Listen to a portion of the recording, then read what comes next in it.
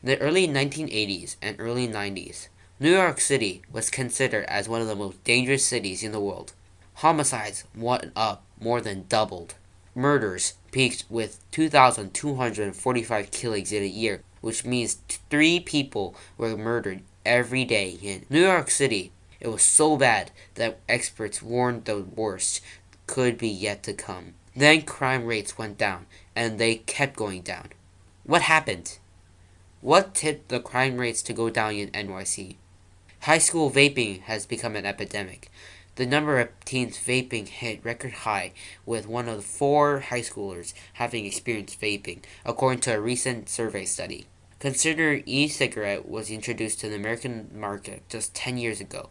What tipped up the vaping rates in teens? In this New York Times bestseller book, The Tipping Point, the author, Malcolm Gladwell, explained how little things can make a big difference and become an epidemic. In order to reach that tipping point, you need to follow 3 rules. Rule 1. The Law of Few.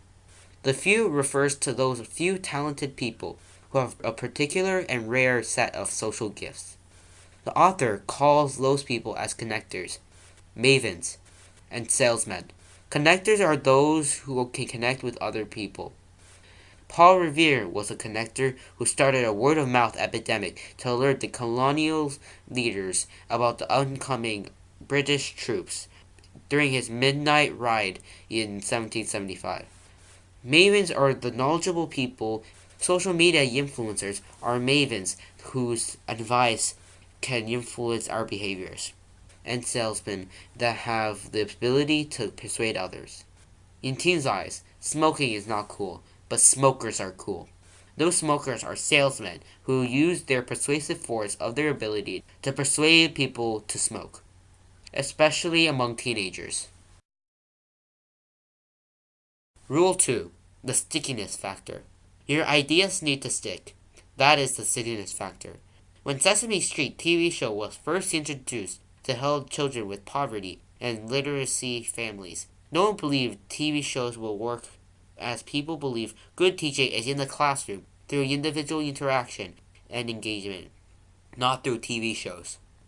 In order to make their shows sticky, the producers use techniques from TV commercials to teach kids numbers, live animations to teach kids alphabets, and songs and dances to teach kids social skills. They made small and critical adjustments in how they presented ideas to kids and made them memorable. That is how they made Sesame Street sticky and kids love it. Rule 3. The power of context. So you have people who can spread your idea and your ideas are also sticky. It still doesn't guarantee your ideas will become an epidemic. Epidemics happen at right time and right place. The broken window theory was an example to illustrate the importance of context in the case of declining NYC crime rates. The theory assumes when there is a broken window, it creates an urban environment that encourages crime and disorder. It's the visible sign of crime, and the place is more likely to be vandalized. Fix the broken window and it fixed the crime in NYC. The city put lots of efforts to fix broken windows and clean up streets and neighborhoods. It changed the context for the crime. It worked. Crime rates plunged. That is the power of context. These are 3 rules of tipping point. Find and reach out to those few special people who hold so much special power. Make your ideas sticky and memorable. And at the right time and right place, you will reach the tipping point for your next big idea. If you like our video, please subscribe. Thank you for listening to our video.